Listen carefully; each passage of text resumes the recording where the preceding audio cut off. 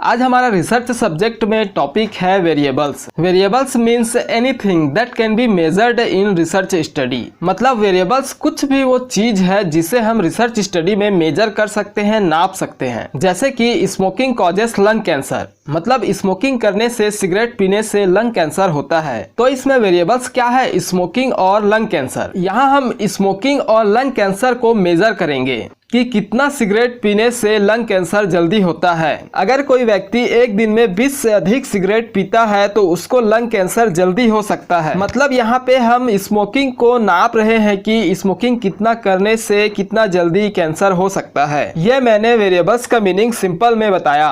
एक डेफिनेशन हम सुरेश के शर्मा के अकॉर्डिंग देखते हैं। Variables are anything that has quantity and quality that varies. मतलब वेरिएबल्स कोई भी वो चीज है जिसमें क्वांटिटी और क्वालिटी होता है चेंज होने का, वेरी होने का। जैसे कि कॉफी रिड्यूसेस स्लीप, मतलब कॉफी पीने से नींद कम होता है। यहाँ वेरिएबल्स है कॉफी और स्लीप। तो डेफिनेशन देखिए, वेरिएबल्स आर एनीथिंग। वेरिएबल कोई भी चीज है, मान लो कि यहाँ पर कॉफी वेरिएबल्स है। That has quantity and quality that varies, मतलब कॉफी में क्वांटिटी है, क्वालिटी है चेंज होने का। जैसे हम एक बार पी सकते हैं, 2 बार पी सकते हैं, उस हिसाब से हमारा नींद भी कम होगा। एक और डेफिनेशन हम सुरेश के शर्मा के अकॉर्डिंग देखते हैं। Variables are qualities and characteristics of person, thing और सिचुएशन दैट चेंज। मतलब वेरिएबल्स किसी व्यक्ति, किसी चीज या किसी सिचुएशन के क्वालिटी या कैरेक्टरिस्टिक्स हैं जो चेंज होते हैं। जैसे कि नर्स कोई पर्सन है जिसका क्वालिटी और कैरेक्टरिस्टिक्स है एक्सीलेंस, मतलब वो पेशेंट को कितना अच्छे से केयर प्रोवाइड कर सकती है। स्टार्टिंग में नर्सेस केयर प्रोवाइड करने में एक्सपर्ट नहीं होती हैं, लेकिन धीरे धीरे काम करते करते वो पेशेंट को केयर प्रोवाइड करने में एक्सपर्ट हो जाती है। मतलब उसके क्वालिटी और कैरेक्टरिस्टिक्स में चेंज होता है, इम्प्रूवमेंट आता है। तो आप वेरिएबल्स का मतलब समझ गए होंगे कि कोई भी ऐसा चीज जिसमें क्वालिटी और कैरेक्टरिस्टिक्स होना चाहिए चेंज होने का, मतलब वो चेंज होता है। अब हम वेरिएबल्स के टाइप्स को देखते हैं, जिसमें नर्सिंग में केवल 5 वेरिएबल्स ही इंपॉर्टेंट है। Independent variable, dependent variable, research variable, demographic variable and extraneous variable. तो सबसे पहले इंडिपेंडेंट वेरिएबल और डिपेंडेंट वेरिएबल को देखते हैं। पहले एग्जाम्पल्स को देखते हैं, उसके बाद फिर इसके डेफिनेशन को देखेंगे। जैसे कि स्मोकिंग कॉजेस लंग कैंसर, मतलब स्मोकिंग से लंग कैंसर होता है, स्मोकिंग के कारण लंग कैंसर होता है। तो यहाँ स्मोकिंग इंडिपेंडेंट वेरिएबल है और लंग कैंसर डिपेंडेंट वेरिएबल है। मतलब जो कॉजेस होता है, कारण होता है, जिसके कारण कोई घटना हो रहा है, उसको हम इंडिपेंडेंट वेरिएबल कहते हैं, और उस कारण से जो होता है उसे हम डिपेंडेंट वेरिएबल कहते हैं। जैसे कि यहाँ स्मोकिंग हम करेंगे तो लंग कैंसर होगा, मतलब स्मोकिंग के कारण लंग कैंसर हो रहा है। तो यहाँ पर स्मोकिंग क्या है? कॉजेस है, कारण है, और लंग कैंसर क्या है? इफेक्ट है, प्रभाव है। इसी तरह कॉफी रिड्यूसेस स्लीप, तो यहाँ पर इंडिपेंडेंट वेरिएबल क्या है? कॉफी, और डिपेंडेंट वेरिएबल स्लीप। तो यहाँ पर कॉफी क्या है? कॉजेस है, और स्लीप क्या है? इफेक्ट है। मतलब कॉफी पिएंगे तो नींद कम होगा।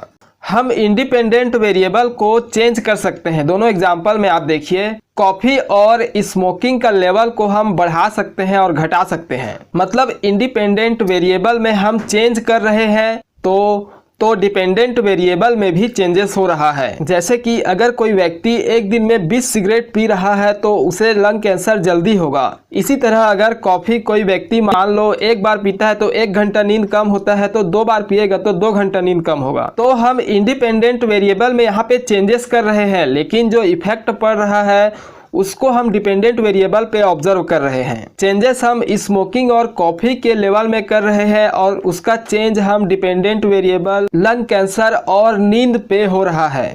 तो independent variable is a cause, stimulus और एक्टिविटी दैट इज मैनिपुलेटेड और varied by researcher to create the effect on dependent variable. Presumed का मतलब है किसी बात की पक्की जानकारी नहीं होने पर उसे सच मान लेना।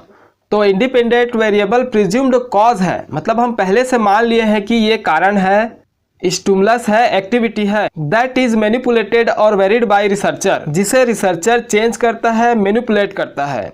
To create the effect on dependent variable, मतलब जो इंडिपेंडेंट वेरिएबल में रिसर्चर चेंज किया उसके इफेक्ट को डिपेंडेंट वेरिएबल पे देखने के लिए। सिंपल मतलब है इंडिपेंडेंट वेरिएबल में हम चेंज करेंगे तो इसका प्रभाव डिपेंडेंट वेरिएबल पे पड़ेगा, तो उसी को रिसर्चर देखना चाह रहा है कि क्या प्रभाव पड़ता है।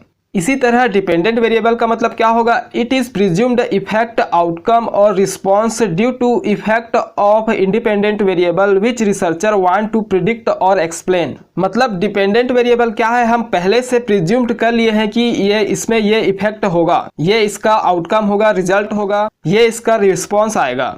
Due to effect of independent variable, independent variable के कारण इफेक्ट आएगा, आउटकम आएगा, रिस्पॉन्स आएगा। Which researcher wants to predict और एक्सप्लेन, मतलब जिसको रिसर्चर चाहता है एक्सप्लेन करना, प्रिडिक्ट करना, जिसे रिसर्चर बताना चाहता है जो चीज वो खोज करना चाहता है। तो पूरे लाइन का मतलब क्या हुआ, इंडिपेंडेंट वेरिएबल के कारण जो इफेक्ट, आउटकम और रिस्पॉन्स जिस चीज पे आ रहा है, जिसे रिसर्चर प्रिडिक्ट करना चाहता है, बताना चाहता है, उसको हम डिपेंडेंट वेरिएबल कहते हैं। इसके लिए हम एक स्टेटमेंट लेते हैं, a quasi experimental study on effect of ginger tea on morning sickness among pregnant women. यहाँ रिसर्च डिजाइन है quasi experimental research design, variables है जिंजर टी और मॉर्निंग सिकनेस। मतलब जिस चीज पे हम स्टडी करना चाहते हैं, जिस चीज को हम मेजर करना चाहते हैं, और पॉपुलेशन है प्रेग्नेंट वुमेन, मतलब जिन लोगों पे हम स्टडी करना चाहते हैं। तो यहाँ पे इंडिपेंडेंट वेरिएबल कौन सा है, जिंजर टी, जिस पर हम चेंजेस करने वाले हैं, जिसे हम चेंज कर सकते हैं। मतलब जिंजर टी को, अदरक वाली चाय को हम 1 बार, 2 बार, 3 बार, 4 बार दे सकते हैं। मतलब रिसर्चर जिस चीज में चेंज करेगा। तो ये हुआ इंडिपेंडेंट वेरिएबल। और इसमें डिपेंडेंट वेरिएबल है मॉर्निंग सिकनेस, जिसे रिसर्चर एक्सप्लेन करना चाहता है, बताना चाहता है। जो भी चेंजेस मॉर्निंग सिकनेस में होगा उसको रिसर्चर बताना चाहता है, उसको रिसर्चर एक्सप्लेन करना चाहता है। तो अब आप इंडिपेंडेंट वेरिएबल और डिपेंडेंट वेरिएबल समझ गए होंगे। थर्ड वेरिएबल है research variable. Variables are observed और measured in natural setting as they exist without manipulation और imposing the effect of intervention और ट्रीटमेंट।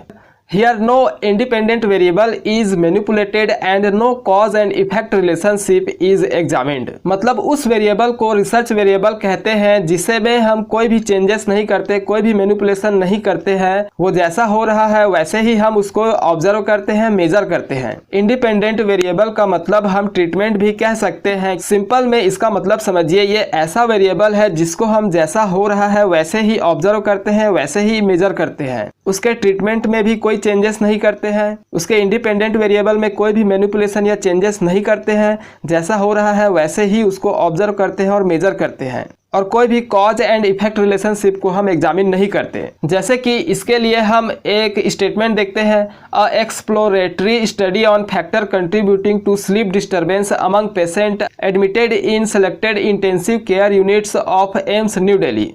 तो यहाँ पे रिसर्च डिजाइन है एक्सप्लोरेटरी स्टडी, वेरिएबल्स है factor contributing to sleep disturbance. तो इस वेरिएबल में रिसर्चर कोई भी चेंजेस नहीं करता है। पेशेंट जो आईसीयू में है उसको सोने में दिक्कत हो रहा है, सोने में डिस्टर्बेंस हो रहा है, तो वो कौन कौन से फैक्टर हैं जिसके वजह से उसे सोने में दिक्कत हो रहा है। तो इसको हम नेचुरली जैसा वहाँ पे हो रहा है, जिस वजह से भी उसको सोने में दिक्कत हो रहा है, उसको बस हम लिखते हैं, उस फैक्टर को बस हम स्टडी करते हैं, उस फैक्टर को बस हम रिसर्च करते हैं।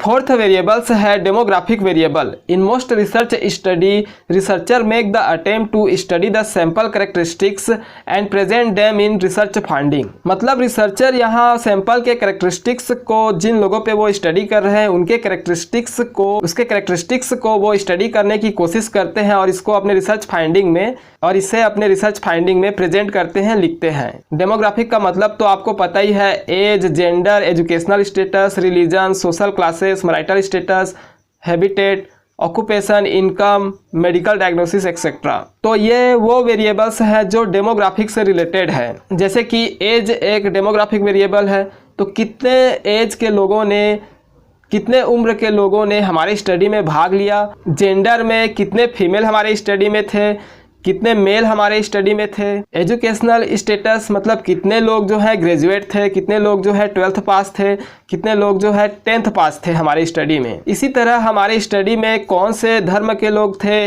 कितने लोग हिंदू थे, कितने लोग ईसाई थे, कितने लोग सिख थे, कितने लोग मुस्लिम थे। इन सब चीज़ों को हम डेमोग्राफिक वेरिएबल कहते हैं। पांचवा वेरिएबल्स है extraneous variable. Extraneous variable are the factors that are not part of study but may affect the measurement of study dependent or outcome variable। मतलब ये जो वेरिएबल है वो हमारे स्टडी का पार्ट नहीं है, लेकिन फिर भी ये डिपेंडेंट वेरिएबल पे प्रभाव डाल रहा है, तो उस वेरिएबल्स को हम एक्सट्रेनियस वेरिएबल कहते हैं।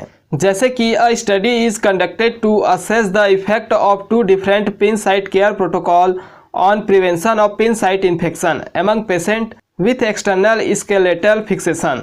तो पहले आप इस इमेज को देखकर समझिए कि पिन साइट किसे कहते हैं, उसका केयर करना है हमें। ये आप देख रहे हैं स्क्रू लगा हुआ है, इसे हम पिन साइट कहते हैं, जहाँ पे इन्फेक्शन होने के चांसेस हैं क्योंकि ये खुला है। तो उसी को रोकने के लिए हम यहाँ पर पिन साइट केयर देंगे। तो पिन साइट केयर क्या हुआ, हमारा इंडिपेंडेंट वेरिएबल हुआ, और पिन साइट इन्फेक्शन हुआ डिपेंडेंट वेरिएबल।